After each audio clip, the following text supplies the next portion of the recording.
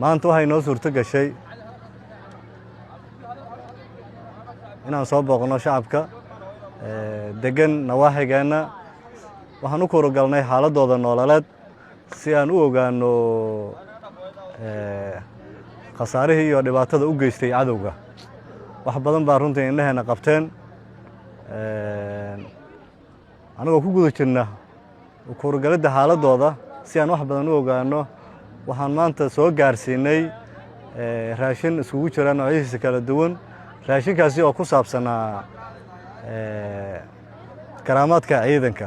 waa waxa ciidankeena iska soo jiray ciidanka runtii ugu deeqay annagaana u garanay inaan gaarsiino kadib markaan aragnay xaaladooda.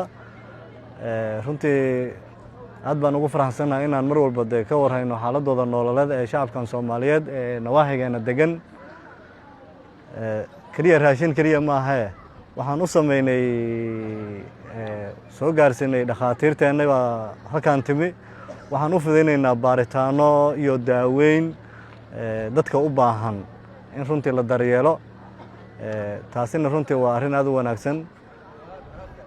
anagu muhiimadeena waxa weeye inay shacabkan Soomaaliyeed nabad iyo xasilooni ku noolaadaan. waxaan maanta idin soo gaarsiinay ee aad aragteenna maaha wax hay'ado kale ay noo soo dhiibeen, waa karaamaadkeeni. waxaan aad ugu xunnahay runtii cadowga khawaarijta dhibaatada idin geystay iyo idinka oo ah dad shacab ah oo guryahooda iskaga jira. runtii in madaafiic cadowga idin adeegsado oo taasina burbur iyo dhibaato xaafadaha ay soo gaarsiisana waa arrin runtii aan aad uga xunnahay. guushanana way dhowdahay.